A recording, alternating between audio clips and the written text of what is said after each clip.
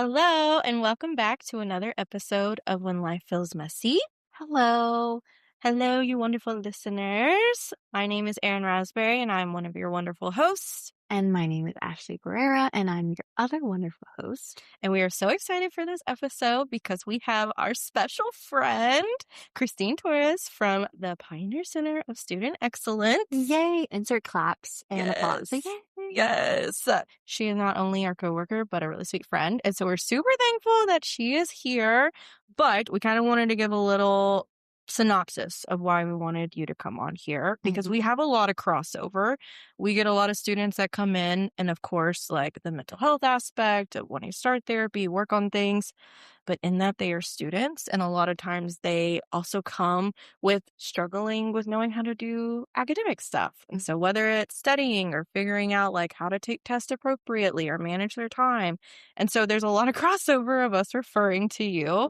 And I know that that's kind of vice versa as well. So we wanted to bring Christine in to kind of talk about her perspective from the academic support side. Yes. So we're so excited to have you here. Thank you so much. Can you give our listeners like a brief introduction of you?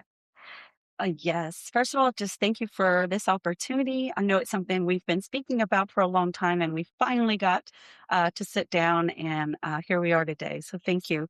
My name is Christine Torres. I am the Director of Academic Success Initiatives here in the Houston campus for the Pioneer Center of Student Excellence. I've been in my role going on 6 years now here at Texas Women's University, and I truly love it. Most of my experience in higher education comes from getting students in the door. So getting them registered, helping with that process of getting into college. But I think this is a pivotal point in my career where I have the opportunity of helping students stay in college, and providing that direction and that support that I haven't had a chance to do before. So I really do feel that this is a job that is really personal to me because it's not something that I had when I was going to school as a first generation college student. So just being here to support students, just giving them that extra ear, that extra level of support is something I'm truly grateful for. Yay. Thank you so much for sharing that. Of course. Well, something that we wanted to start off with was something that we noticed a lot in our students that we refer to you. Um, is this like experience that students come in, and I'm sure you see this in your office too, that when they get here and they're in this rigorous types of programs, like this is like the first time that they are not a straight A student. This is like maybe the first time they're really struggling academically, plus like adulting life stuff and figuring out how to live their life in balance while like wanting that like excellence and wanting that like high achievement rate.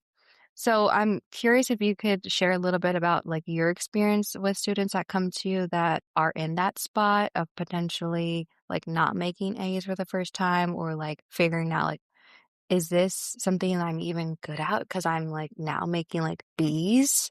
Mm-hmm. Yeah, definitely something we see a lot. And as Aaron mentioned earlier, it's like we see this crossover of referring students, your department to my department into your department, because it's not a lot it does not have to do a lot with skill gaps. It's that students forget these things because they're stressed.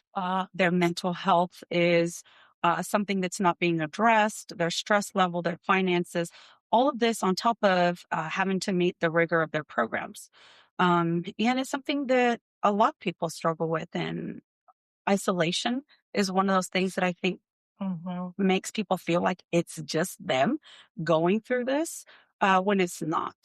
It's just them that's willing to talk about it. And that's what I tell them. If you're willing to talk about it, then we can get you the resources. You making that first step of scheduling the appointment, reaching out. And that's what we do in academic coaching.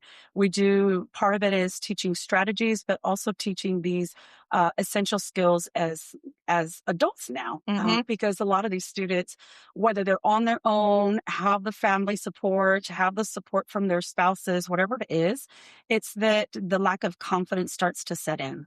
then the mental health, then the stress. So all of this is kind of like wearing too many hats. And so when students wear too many hats, it's hard to focus on just being a student. So, I'll have students, for example, come in and say they need note-taking assistance. They need help with reading. And when I meet with them, I say, talk to me about, where you're struggling with in reading. Because I know you not know how to read, right? Everybody knows how to read. You made it this far. You know how to read. Right. So what's going on? And it ends up being something totally different. It's not that they don't know how to read. They don't understand the material. They can't manage their time because they have other responsibilities, right? They've got to commute an hour, 45 minutes to campus. They have to depend on somebody bringing them and dropping them off. So then it's commute. So then we think about, well, what are some realistic ways that you can maximize your time on campus? And if you're not coming to campus, what are some other places outside of the home where you can go to have a designated spot to focus? Identifying things that are already there, but in the lens of a student who's going through the stress of having to make those A's and having to be perfect, you have all of these other like factors. So just helping them understand, well, what is your situation like? And we know that we know how to read. We know that we know how to take notes. Let's address the boundaries. Let's address the time management. Let's address being proactive versus reactive. For instance, students have assignments that are due by default in Canvas Sunday at midnight. So now this structure of Sunday at midnight runs a student's life. And I tell the students, this is your first point where you're able to take the initiative as a student to say, Canvas, you don't define me. I am going to set this deadline. I'm going to move this deadline 6 hours up, 24 hours up on a Wednesday versus a Sunday when I'm less busy and I can do the work. So now in the event that something does happen and they don't meet that Wednesday deadline, they still have a couple of days, but we're no longer just looking at that Sunday midnight deadline. And then they have school the next day, and then they stayed up cramming, computer issues. So then it's just stress. So it's helping them identify simple things in their daily, weekly routines that can help them so that they can focus on better grades. I love that. I love like practical like things to not just reflect on, but to add into your life, which is how do I better manage my time and like set those boundaries? Yes. What do you find is like the hardest boundary or like skill for a student to add to their life? Boundaries. Boundaries. We see that too. And this is where I say, this is where I help them initially. I'm like, and we need to refer you. Like, really consider reaching out to, like, these are some wonderful people. Like, they can help you. And then normalizing mental health support. Just sharing, I've had to go through it. There's nothing wrong with it. It's situational. It can be long term. You determine what that looks like. But having somebody else to support you in this area is going to be beneficial because these are things I can't do. But boundaries. I have students who have to do chores at home, students who have to do responsibilities, being a part of a household. And those things can sometimes overcome what they're doing. So I'll talk to them about, well, if you're home more, you're expected to do more. So if you maximize your time on campus, right? Even though you don't have campus classes that day. So let's just say you're off on a Monday. You don't have classes on a Monday, but you're home and you're more accessible.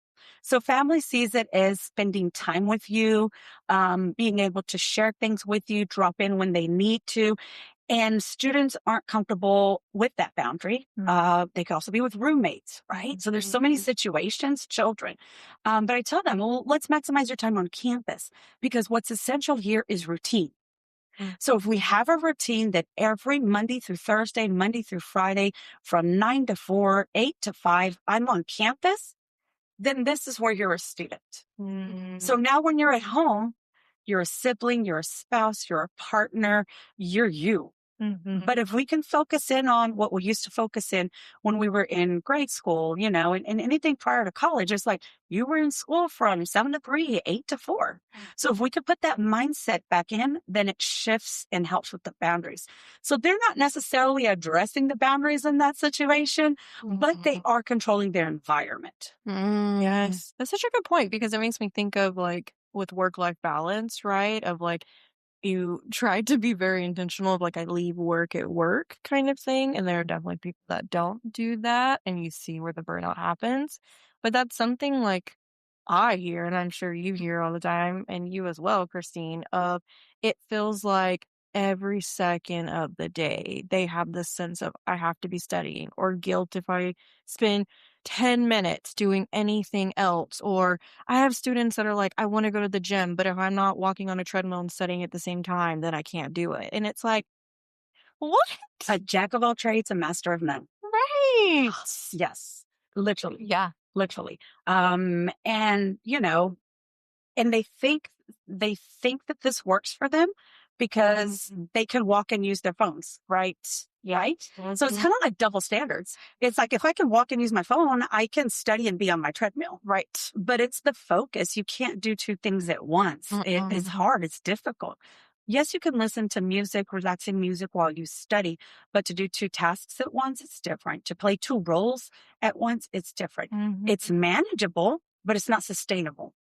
Right. It's not sustainable. So it can get you through, but you can't live off of that. And to be that student that's going to have every layer of support, that's going to be so important.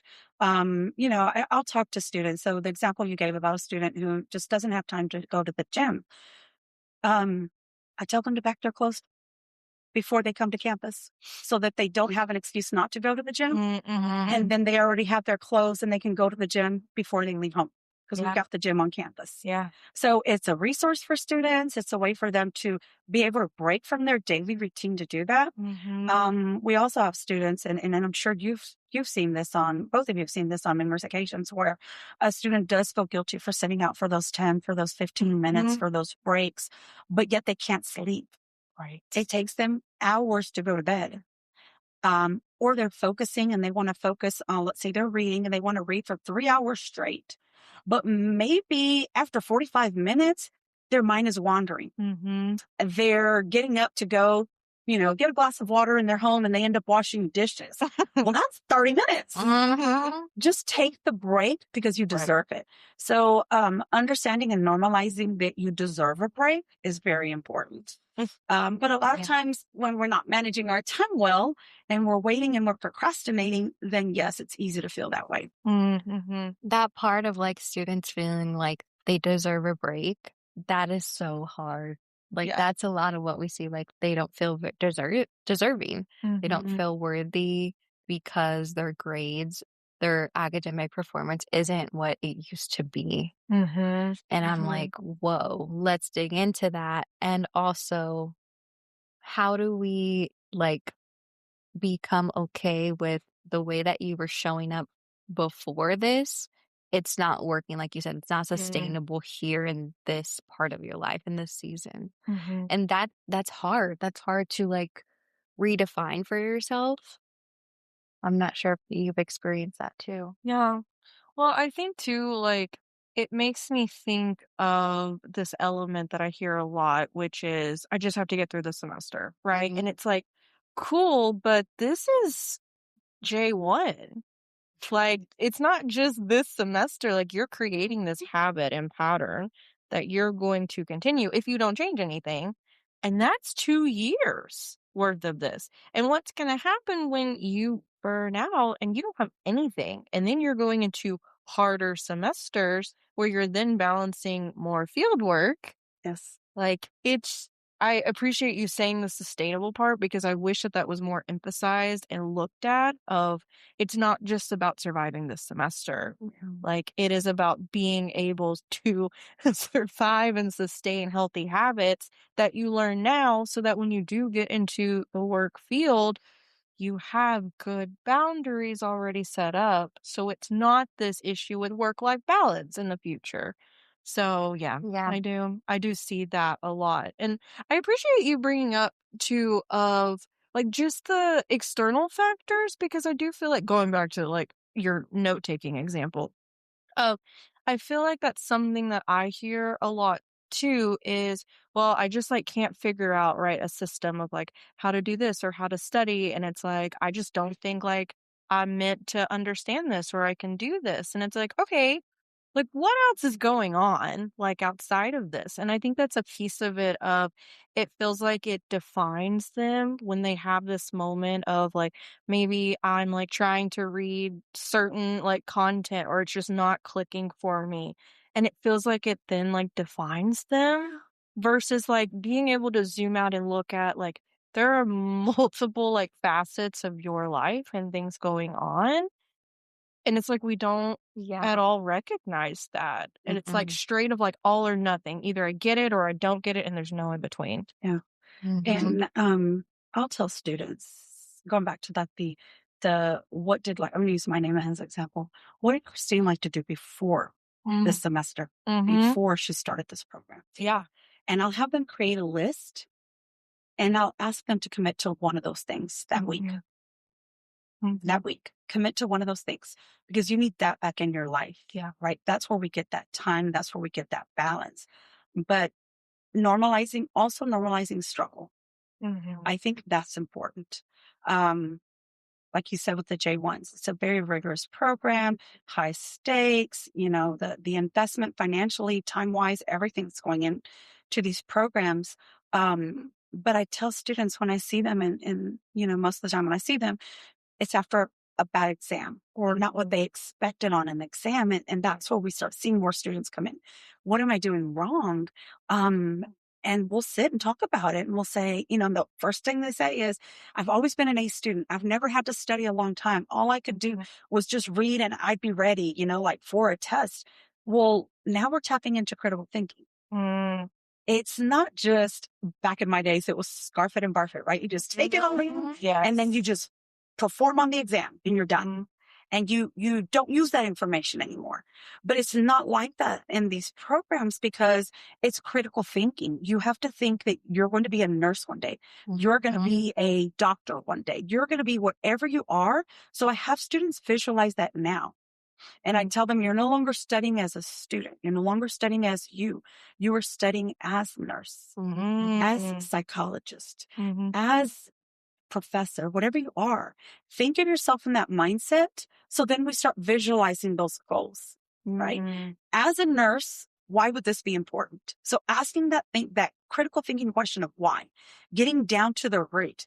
If you think of, toddlers, young kids, why? That needs to happen. Mhm. Why? Yes. Right? I think that's an essential part that students don't recognize Mm. that their tests are no longer fill in the blank, and they might be, and they're lucky, but they're more critical thinking, right? Yeah. You have a case scenario. You have to, identify what's priority when taking care of a patient. So those critical thinking skills are essential. So that's where the shift happens. But once students start to understand that, then they can go through with next time on taking their test and then doing better. Mhm. Mhm. Mhm. Um, I was when you were saying that, it made me think of too, I really appreciate the aspect of like almost like the future oriented, right? Of like I'm already looking at myself from this lens of like what I want to be, like whether it's nurse, PT, whatever. And like being able to, like, realistically to be like, when I was in K through 12, right? Or even like my first couple years of undergrad where you're doing a lot of filler classes, like that wasn't really related, right, to me going into a career. Yeah. Like a lot of that is like, will I ever use trigonometry? No, right? Like that's not something we do in therapy at all. And so it like feels like this lower stakes in the sense of, right? Like I just have to like learn what I have to learn to pass a test and get the grade and I can graduate. But it's a whole different ballgame when you get into college. And I don't think I ever like looked at it from that lens. And I'm going to use that from now on because I do think that would be very helpful for students of like when they come in and they're like, I don't know why, like I'm not doing as well as I did beforehand. And it's like, but that wasn't as high pressure as Yeah. this is now. Like there's a reason you're going into this. Like, and that's a big piece of it too, is I always, try to have them explore like, why did you choose this? Right? Like, why is this important to you? And it's like keeping that, of course, as a focal point, but also being like, you want this, it's not going to be easy, right? Like there's going to be the ups and downs and the struggles and the learning and the making mistakes part of it. And when you're in high school and junior high, like, it's not really about that piece. Like, you're kind of trying to survive the weird years of your life. Mhm. So I really appreciated that.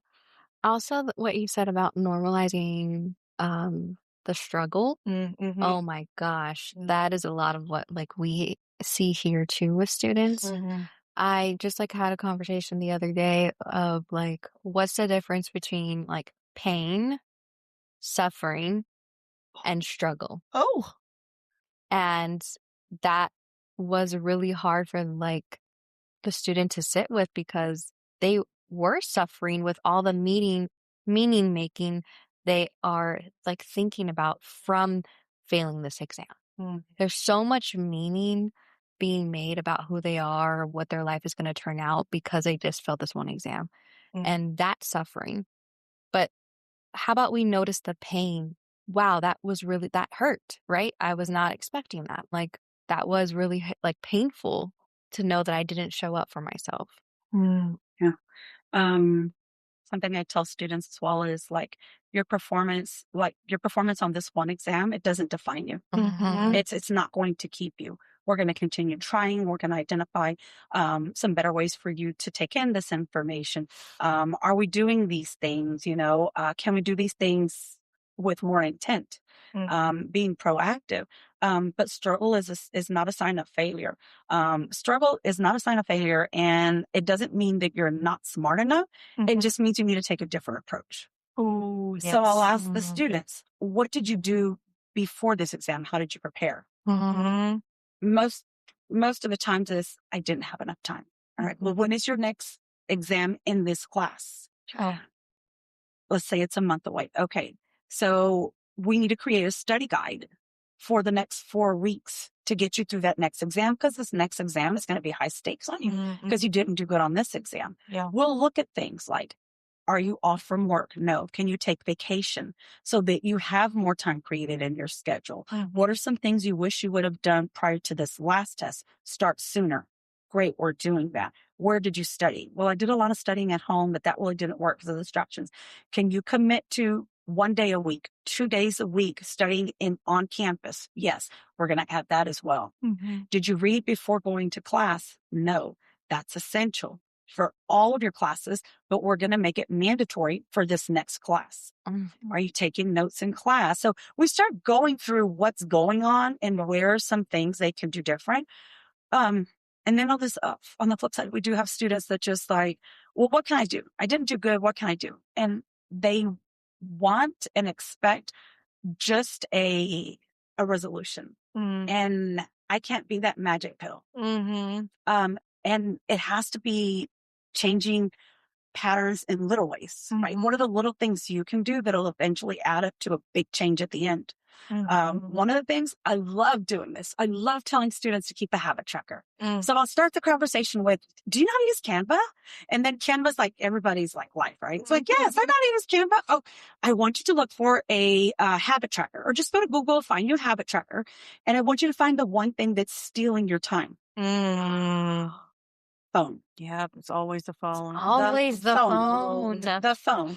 And I'll say, okay, so print it. Even if you don't want to print it, just keep tabs. Like, figure a way how to keep tabs. How much did you use your phone yesterday? And if you want to go deeper, what apps? Now today, can you decrease it? Mm. You're going to be more mindful about grabbing your phone because you know that you're monitoring it, Mhm. right? And if you get 10, 15 minutes back a day, that's your focus. That's your goal. Yeah. So habit trackers, I love habit trackers. I love that. And I've seen the habit trackers on Canva, and they're so cute because they Yes. have like all these cute designs. And I'm like, those are for my neurodivergent people that need good dopamine stimuli on. I need to download one. I need to download one. But yes, the phone is like bane of their existence. And it's like at this point, I hear it so much that I'm just like, can we just throw it out the window? This is like such a tangent, but related. So I'm watching the show called Suddenly Amish, and it's basically like people in the wild, English people, I think is what they call them, are like given a chance to try to like acclimate and become part of the Amish community, because the Amish community is kind of like dwindling down and they're, I don't know what the word is, not going extinct, but it's pretty close kind of thing. Okay. But big part of it is they don't have technology, like no phones at all. Like I think they have like a pay phone that they get to use For once the a month. community. Yes. And so there obviously was a lot of like struggle and transition of people being like, I can't go without my phone, all these things. But over like a couple weeks, you see people like, or being like, I haven't had my phone and it feels like the most free I've ever been. And they're like, I couldn't even like imagine a couple weeks ago, like not just like getting on my phone. And it's like, but I feel so much more connected to myself. I feel so much more connected with like nature. And it's just something that I think of like, it's so easy to grab our phone or even like our computers, iPads, whatever, and just like look up some kind of stimuli. But it's like, I don't think that we zoom out enough times to see like how much that just has become our like, oh, I'm bored. Let me get on this, right? Or even like, I just want a distraction. Let me get on this. And it's like, why? Or you want, or you, that's that need for instant feedback. Right? Yes. You're thinking about a movie and you're like, oh, that person was on some, what was he on? And then you start looking it up, right? Yes. I recently started to talk to students about detox. Oh, Detox. How long can you go without your yeah. you know? And just see if it works. Just see if it works. I got so excited the other day because I got a notification on my phone that said, I used my phone 24 minutes less this week. And I was like, good. Yeah. Because my goal was like less time on the phone. But I got the notification. So there you go, that dopamine, right? It's just like my reward. It worked. Yes. And I think a lot of times when we see the rewards, that's what helps. And that's what I try to tell the students. If you can commit to doing just 2, 3 of the things that we're doing, that we're talking about today, you're going to see your score increase. You will see your scoring. How does that usually land with high achievers? Oh, yeah. Like you, like explaining, sharing the benefits of these small practical things leading to this big change. Mm-hmm. They want instant. Yep. They want instant results, right? And one of the things I like to tell students is this is not a cookie cutter approach. Right. Take from everything that we've discussed today, take from here what fits you, right? There's no structure. And this is where I'll see students, it's like, I can't take notes, but then, I'll ask to, share their notes. Let me see what you're doing. Talk to me about what you're doing. And they'll switch up because their friend does it a different way. Yes. Yes. And it's just like, but that's not you. Your learning style is different. Your processing is different. They're reading before class and you're not, so pointing out things like this, because then it goes into perfectionism. Yep. It goes into perfectionism and it goes into routine. So especially in the beginning of the semester with the high achieving students, they have to read everything. So then they run out of time. Yeah. But you can't read everything when you have a textbook, you have PowerPoints, you have supplemental resources, you have Panopto videos, you have tutor notes. Yeah. That's 5 things I just counted. So what I tell students is pick your primary source for each class. Pick your primary source for each class because you can't get through everything. Right. And they'll say, like, well, I did that, but then I wrote my notes, but then I had to rewrite your notes. Why are you rewriting your notes? Are you using those rewritten notes as a tool? No, then you're wasting time. Right. If you're going to take that material and turn it into a diagram, a chart, a flashcard, whatever you're going to turn it into, that's what's going to benefit you, not rewriting your notes. So what we've identified is you're rewriting your notes as part of a process, but you haven't stopped to think about how is this benefiting you? Yeah. So then the perfectionism and these high achieving students is also something that's a struggle. It's like, but I've always done this. Yeah. I remember one student that has since graduated, that was, stuck because they were running out of time. And the key thing was he made over 100 flashcards. Oh, gosh. Because stuck on the process. I studied my flashcards. Yeah. Ah, So then it's like, we're not going to do 100 flashcards. We're going to identify what's challenging and make flashcards on those. The other things you can study in different ways, because what they're sometimes looking at is the easy wins. Mm-hmm. I know what 2 plus 2 is. I'm going to put that on a flashcard. Mm-hmm. So it's the easy wins versus no. Now let's identify. Let's put something in order according to, whatever we need to do. So then that starts shifting and they start realizing these are tendencies Yeah. and not really something that's going to benefit them. So it's kind of breaking that habit Yeah. and then referring them to counseling. Yes. thank you so much. Yes, I appreciate you bringing that up because I literally had like a recent conversation around like that piece of it that's almost like the little wins, right? Of like I put the easy things or the things I know. And it's talking to students, it's like, okay, like I feel like I'm not prepared for X, Y, and Z. And it's like, okay, well, do we have any insight into what are the areas or the specific topics or things that you're not feeling as confident in? And it's like they're able to identify that. And it's like, but like, I feel like I have to like study all this too. And I'm like, but is all that stuff you already feel confident in? And they're like, well, yeah. And I'm like, so why are we beating a dead horse Thank you. versus Yes. spending more time on the things that you're struggling with? Yes. Well, it's hard to feel uncomfortable. It's hard to not feel confident, Right. That's true. And this is where this is where you can reframe it as the struggle.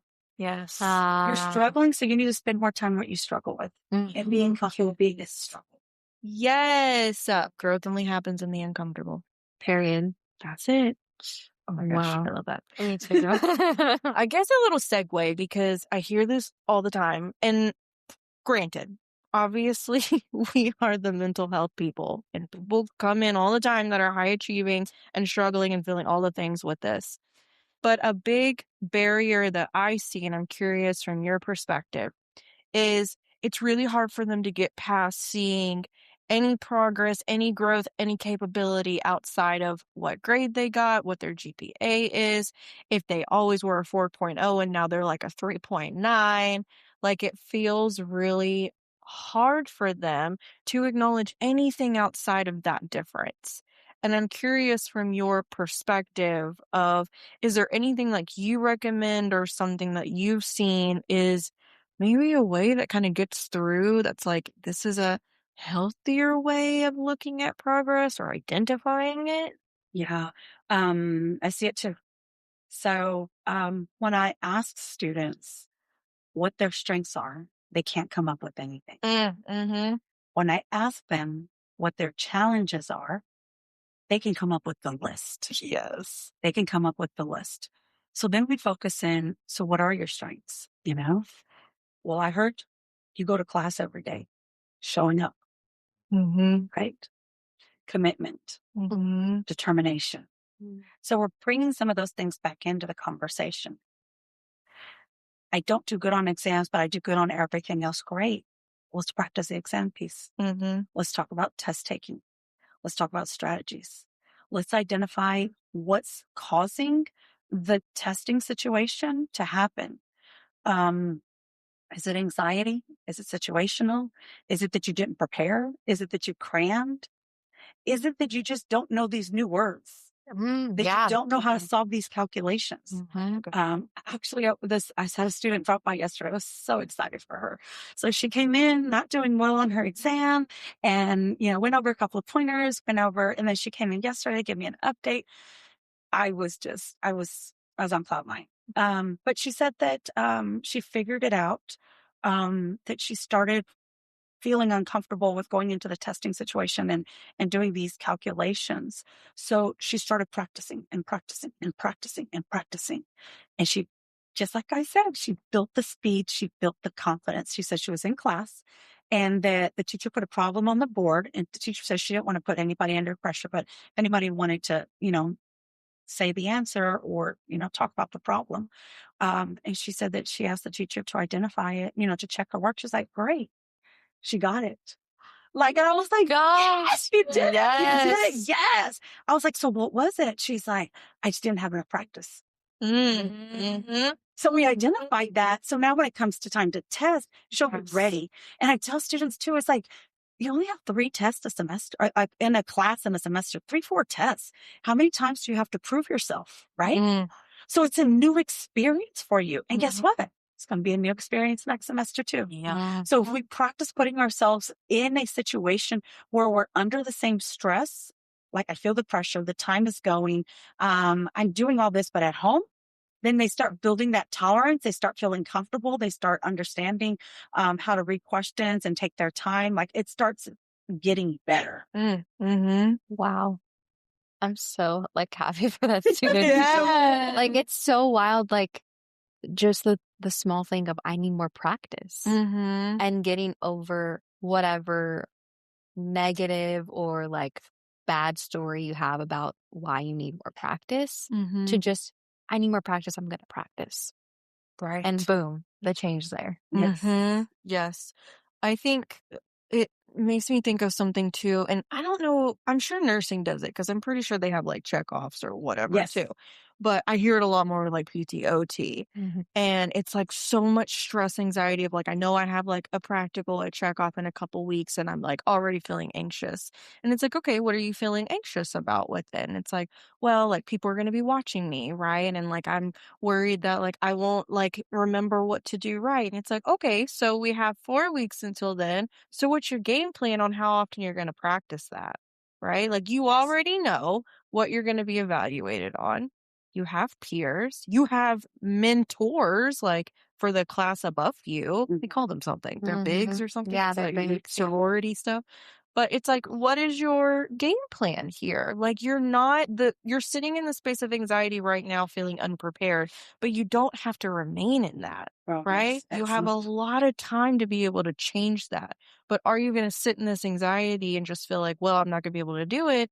Or are you going to be taking initiative and proactive about it and actually set up as much practice as you need to? Mhm. And I think that's a big piece of it that comes up a lot is a sense of, well, I have this thing and I'm not feeling prepared. So I just get stuck in this feeling of I'm not going to be able to do it versus like being able to like zoom out and pivot of like, okay, like what do I need to change? Like, what am I struggling with that I need to focus more on? Or is it, I'm not really learning a lot when I go practice with certain people. So maybe I need to switch it up and get new people or try on like friends and family or whoever kind of thing. So yeah, I appreciate you bringing that up. Yeah, same strategies I recommend. Mhm. When you like bring forth the strategies and you like notice that the person it's more like inside, like they have that fear of failure or they don't know how to regulate and like not be as anxious or overwhelmed, how do you approach it then? Mm. I'll ask on a scale of 1 to 10, Mhm. 1 being the worst, 10 being the best. Where are you right now? Mhm. And what can you do differently to get you to move closer to that 10? Mhm. And letting them just kind of sit and think about it. And Yes. sometimes helping them through that. Well, you mentioned this. Mhm. Well, you also have this resource, the support. Right? Mhm. Can that also help you? That's one way. Yeah. What would you tell yourself Mm. 10 Mm. years from now? Oh, That's a good love one. pulling that question I love up. that question. What would you tell yourself? Oh, I have like a similar version of that question that I heard recently is like, what would 85-year-old you like tell you, like tell this version of you? Like, and another thing is like maybe like, how would 85-year-old you feel proud of you now? Oh, that's beautiful. Oh, yes. Yeah. And I'm like, let me think of 85-year-old Ash. She'd be telling me to calm down.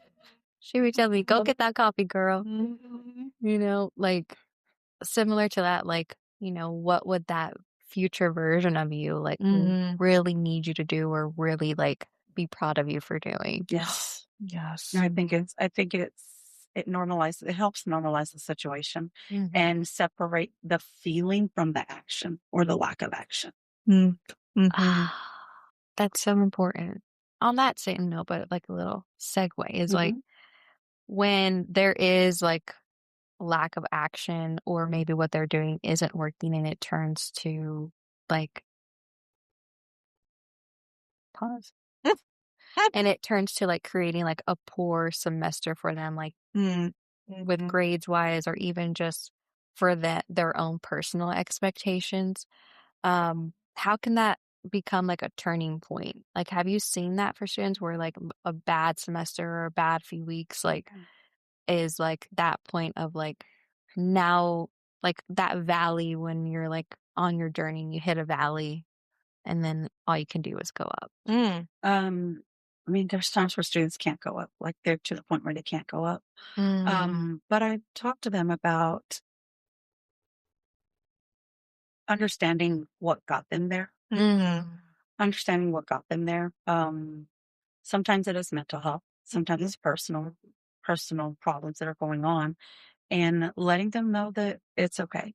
Mhm. It's okay. Like this might not be the time for you to finish this program, Right. and your mental health, your family situation. I'm thinking of one from last semester. Ugh. Your family situation is priority right now. Mhm. That is where you need to be right now. School can wait. Mm. And that's our conversation because nobody wants to hear that. Right now. It's like, Yes. no, I've invested, I started, what are everybody going to say? And they start catastrophizing. Yes. And it's just like, no, Yeah. right now your family needs you and you need them. Uh-huh. You will get through school when school is right. Mhm. Right. Then you have students who might just be one class. Right? It's just that one class, that one class. And I know what one class it is and I know what program it is. Right. Mhm. And I'll say, it's okay. It's okay. It's not the end of the world. Mhm. Right. You're going to have to prolong your graduation date. You're going to have a different group of students. But guess what? Now you have time to focus on your other classes. Mhm. Right. That's right. Mhm. All the stress, all the pressure in this one class is gone. If they have to drop or, they're no longer taking that two courses that they need to drop and say, it's okay.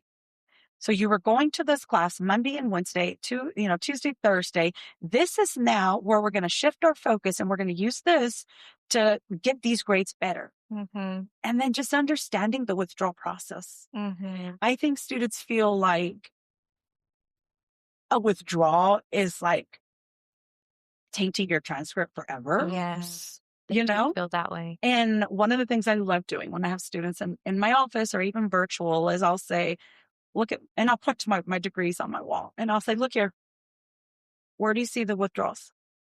Mm. Period. Where do you see the W's? Where do you see the D's?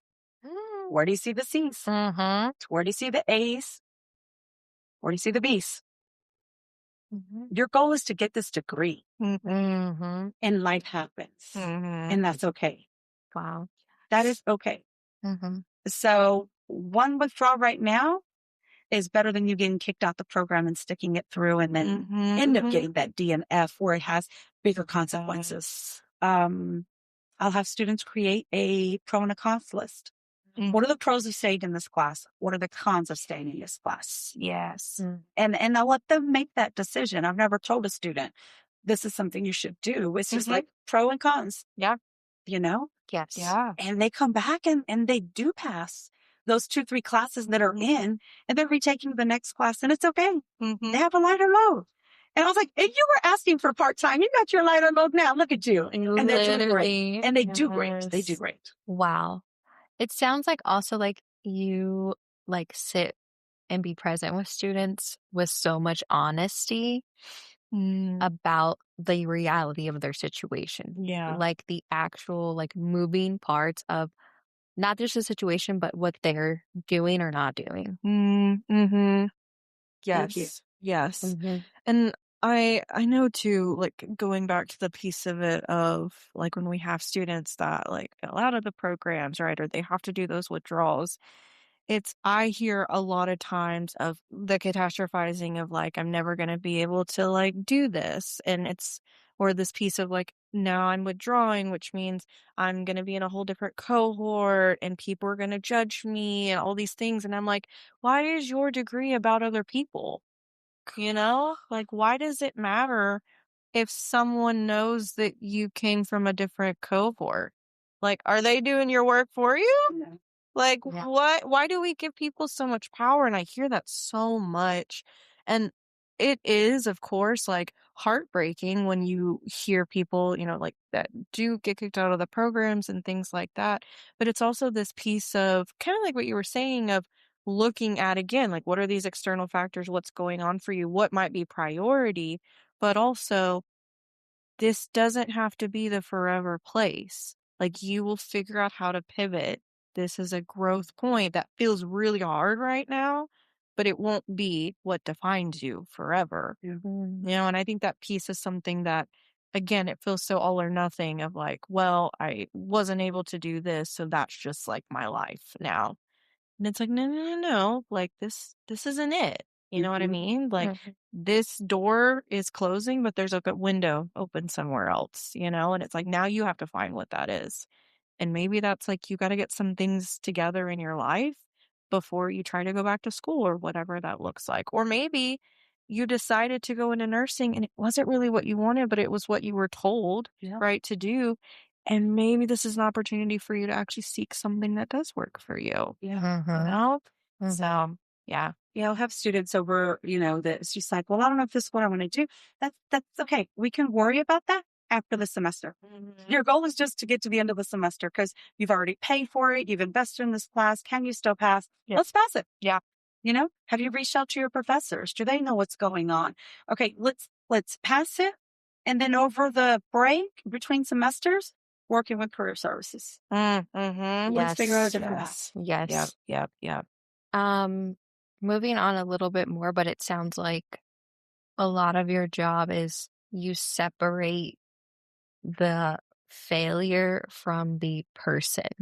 Mm. Like define, like, because people hold on to that. Like, we hear that, like, all the time, like, I'm the failure, like, I'm unworthy, like, I'm the problem, I'm what's wrong. And, like, yes, we process that here in, like, a deeper level of, like, where did that come from, right? Like, where did you see that role modeled? But, like, when I'm hearing is when they go to you to get support, you're literally helping them separate that from themselves.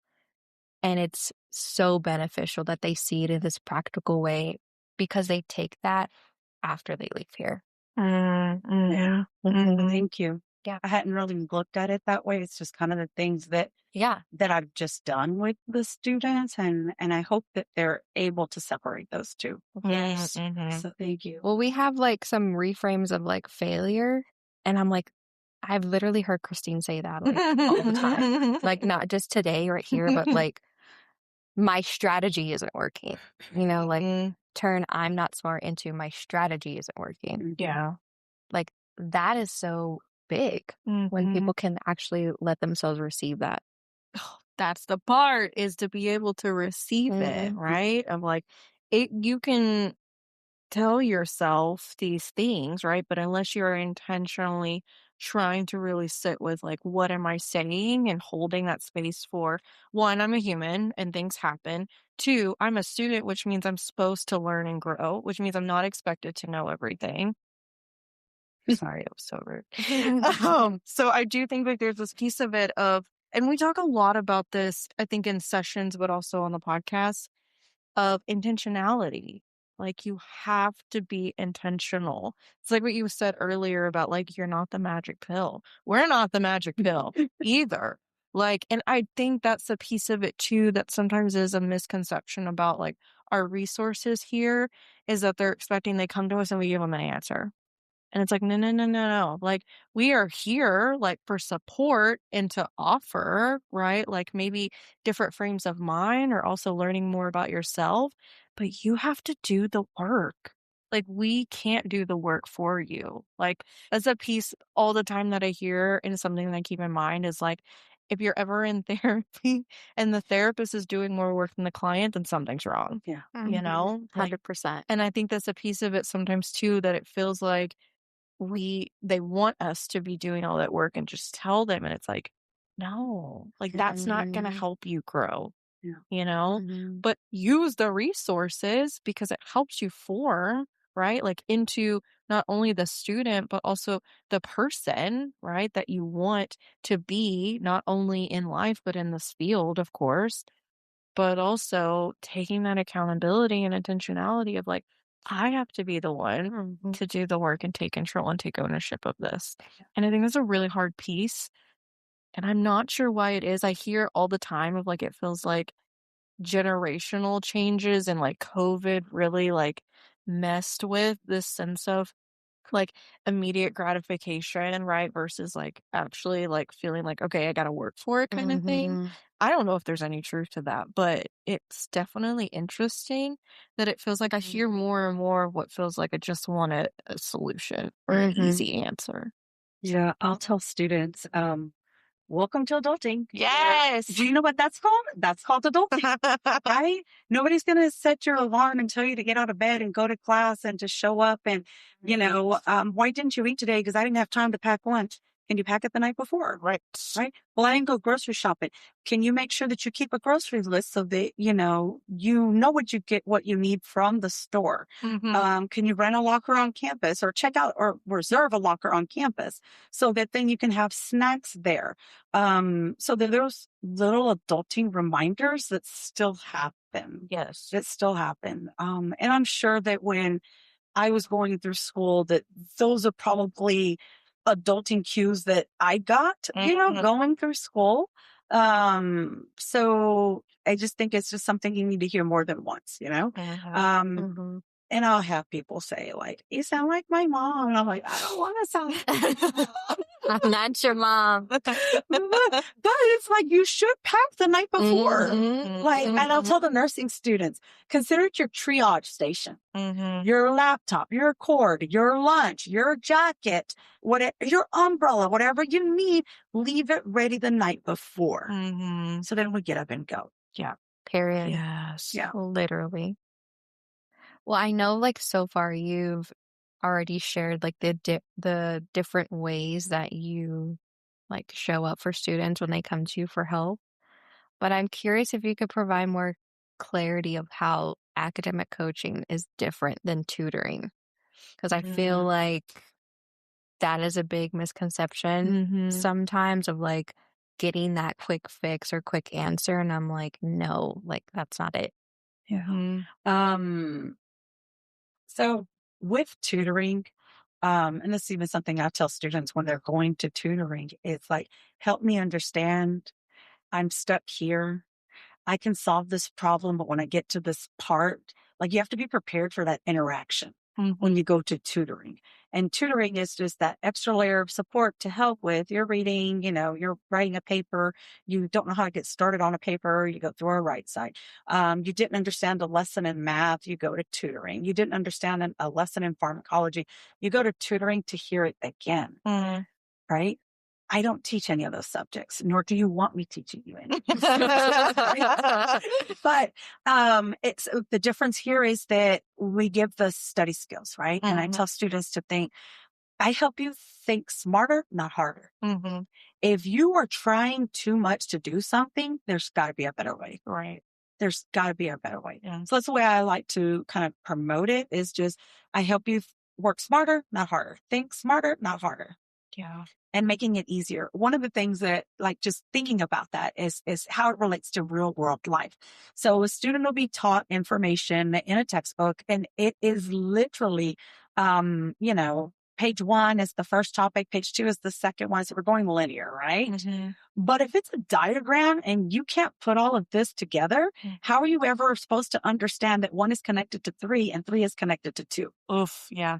Right? So I tell them, like, you have to be able to put this in this format so that it's easy for you to learn. Mhm. And I tell them, when you go to the grocery store, and I have some that don't, do you keep a list?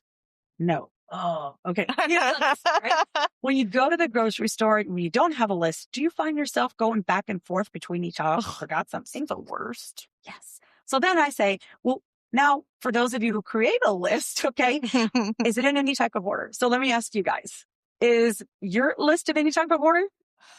I create a list and it's not in order. And like when I'm in the store, like I will still go to like, oh, I went to that side, then I came back to this side. Oh, I need to go back to that side because my list isn't in Not order. in order. Or I'm sitting there like trying to get out of people's way to like make sure the aisle I'm in, I got everything on. I'm looking at my list, making sure everything that's on this aisle is checked off, you know? Yes. Very. So I struggle with like I will go through like each like if I'm planning like dinner meals, I will go through each recipe of what I need, and that's how I'll put on a list. But it's like then I get to the point where I'm like I wrote like eggs 5 times. So now I got to figure out like do math, right? Of like how much do I need of this. So it causes me a lot of stress. I'm not going to lie. I don't like grocery shopping in general. But no, to answer your question, my list is not in order at Okay. all. So my grocery list is in order by my store. Produce, Oh. meats, dairy, breads, snacks, and then everything else. Oh. So I've minimized the stress. Mm-hmm. I've minimized the extra effort in going back and forth between areas. Mm-hmm. So I tell students, so it's always an interesting conversation because I love hearing like, what's your grocery list? And it breaks the ice, right? You're like, no, I do this and whatever. So I love that part. And then it kind of helps, it really does help break the ice. Okay. Mm-hmm. But then it's just like, okay, so when you study, if you're studying the nervous system, the circulatory system, tissues, and it's all in one list and it's not in order, you're not going to memorize it. So then we'll talk about grouping. Mm-hmm. Group everything. If it's not listed as the nervous system, but you can group it as the nervous system, group it, study it, learn it, then move on to the next one. So grouping is another strategy that we use. And then you can relate it to like real life. I love that. I love it so much. See, when I go grocery shopping, I like to hit up the like hygiene soaps, like clean aisle first because that just makes me like have fun. And then I'm like, I'll do it. clean. Yeah, I know. The easy win. Yes, easy wins. Easy wins first, and then I'll do the hard stuff later. Like, That's so funny because my version of that is going to like the seasonal aisles of HEB. Like that's my end is like, what treat do I get to have for going shopping and not having a mental breakdown? that is so funny. Oh my gosh. Well, grouping sounds like a great skill. Yes. What are some other like most common skill gaps you see with students? Time management. Mm. And not so we're taught how to tell time, right? Mm-hmm. Some of us can tell time military, digital, on a watch. Like there's different ways to tell time, but we're taught how to tell time or how to read it, but nobody tells us how to manage it. Oh my gosh. I mean, my parents told me like if you're not 30 minutes early, you're late. Yes. And that carried on in school too, especially when I was like taking an exam or like had to present in front of people. Like, am I taking too much time? Like, I should have been done already, you know? That's so interesting because my parents were always like, well, it's our habit to show up like 15 minutes late to church. It's fine. And my grandparents are like there an hour early. And so it was like this give and take of like, why weren't you here early? And it's like, well, it's like carefree. And I'm like, I don't know what to do with this. So now I have anxiety either way. So I have an activity that I do with students that helps walk them through that process. And it's a real eye opener because for me, 30 seconds might feel really long. To somebody, it might feel really short. To somebody else, it might feel like an eternity. Yeah. So understanding time, that's something I'm working with on my kids as well, like time management. So it's just like, okay, you know that you need a reminder. So I'll tell my daughter to do something and I'll say, tell Alexa to set a reminder for you because you're going to forget because you're going to get distracted on something else. Right. So externalizing time is the best way to deal with time management, setting reminders, putting Post-it notes, setting an alarm for yourself when you know you're going to be in a certain place in a certain time. So any way you can externalize it, and then a to-do list, right? I have 3 hours to be on campus before I got to leave out of this list of 10 things, which is not manageable, right? It's not practical. You're not going to get through it. What are your 3 priorities? What are your musts to do within these 3 hours? Okay. Then we're not going to do the easy wins first. We're going to do easy, hard, hard, easy. We're going to mix it up, because what's going to happen is you're going to do the 2 easy things. You've ran out of time and you don't get to that 3rd thing that was 2. Dang, I feel so called out right now. Yes. But like, that's the reality. That's the It's reality. life. It's people. Yeah. And I tell students, procrastination is not because you can't do the task. It's the fear, the feeling associated with the task. So then there's a strategy called first and then. Okay. So I did this with the student who was trying to get into a doctor's appointment, but. There were too many buts, right? And they wanted to go. So then I said, let's create a first and then. What's the first thing you're going to do? First thing it's going to do is identify a time when I can call. That's it.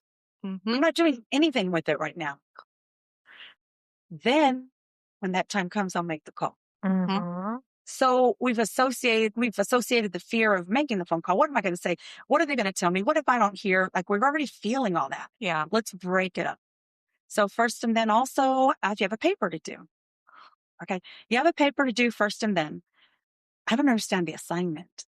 Okay. Copy and paste it from Canvas, copy and paste it from your syllabus, put it in a Word document, put 1, 2, 3, 4. If you have a question mark, write your questions, talk to your professor. So the first thing is understanding the assignment. Next, I have questions to ask my professor. That's it. That's it. So now we're not waiting till the last minute. That's so true. Wow, that is like such a practical way of like feeling like you were taking control over something that you don't understand or feel like you have no control over. Or you, like you said, that dread. Yes. I love that. I'm going to use that first and then. First and then. First and then can also be a treat or reward. So you can say, first, I'm going to do this 3rd thing that I don't want to do, right? What our list, we're going to do that. Then I'm going to give myself 30 minutes to watch a show on Netflix. It's a reward. Period. Yes. I love a good reward. Treats. I do kind of do that with water. I'm like, first I'm going to drink some water. And like a half a bottle, and then like or maybe a full bottle, and then I'll have coffee. Yeah. That's wild. I didn't even know you drink water before. I thought you wake up and straight coffee. I didn't know you drank water before 6 o'clock in the morning. Dude, that was my life, okay? I was just straight coffee fountain, but I couldn't survive. It wasn't sustainable. Yeah. She was like 3 coffees a day, and I'm like, you are wild right now. Gosh. Okay, so to start our wrap up a little bit, because we've touched on a lot already, but to wrap up and to summarize, do you think more students that are proactive about seeking academic coaching are waiting until they're struggling to seek help? Like, which one do you think is? I see both ends. Okay. I see a lot of the high achieving students initially. Like, I know I'm going to struggle. I know I'm going to have difficulties, and I want to talk about what can I do in advance. Then you have the students that proactive. I just failed an exam. I just met with my instructor and they referred me to come see you, my advisor, and things like that. So I see them on both ends. Okay. And they were high performing, and then just your average student. I was your average student. I see them on both ends. Okay. And like, if a student took one piece of advice away from this episode, what would it be? To find a way to change one habit. Because I tell students, just like you have formed bad habits or habits that are not helping you, you can form a good habit. I tell students it takes 21 days to make a habit, and 21 days to make a habit, and then 90 days to make a lifestyle change. So I'll tell them, pick one thing you can do differently. And that one thing over time is going to make a difference. So just helping them understand, like, what's the one thing you can do? I can study on campus more. I can maximize my time on campus more. I can reach out for other resources. I think I need to go to counseling. What would you say to a student who might be listening to this and feels like they aren't smart enough? you wouldn't be at Texas Women's University if you weren't smart enough.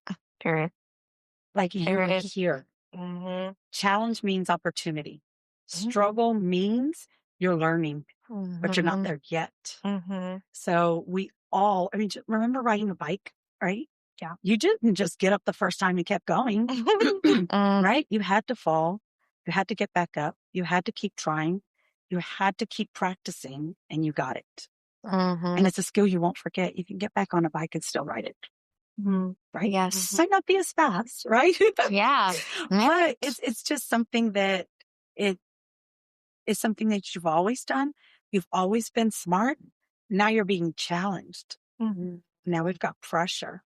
Now we've got internal voices and we got internal and external pressure. Mhm. So together it seems difficult, but remember, like we're here to walk through this process with you. You're not alone. Yes. I love that. Emphasis on use your resources, which is a good plug because we wanted to talk about and share. We're going to put in the episode caption for the link, but you wanted to talk about y'all's YouTube channel. So can you give a little blurb about that?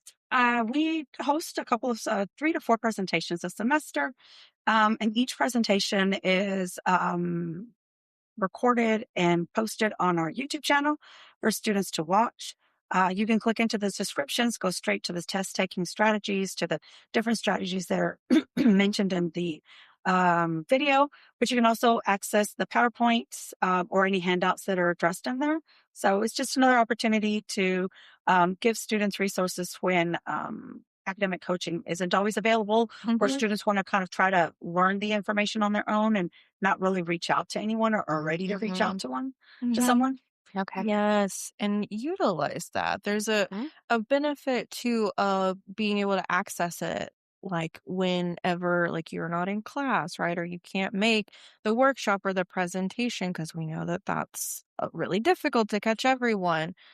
It's there. Like so utilize it while you can. It's kind of like we always say of like you're getting access to free therapy here, so why would you not use it, you know? Mhm. And it's kinda like what you were saying earlier of, like, you see, like, the high achieving students, like, coming in early and being proactive, like, "I know this is gonna happen," versus people that come in and they're in high distress, right? It's like, how can we challenge ourselves to be more proactive in general and intentional about it. So it's not just you're coming in when you're already in the woes, right? Of like maybe already failing, right? Or like at risk of getting like kicked out of the program. Like it's kind of like those things of just utilizing what's here while you have it available. Mhm. So I mean, thank you so much, Christine, for joining us. It was fun. Yes, this was a wonderful conversation, and I hope that whoever's listening to this really takes away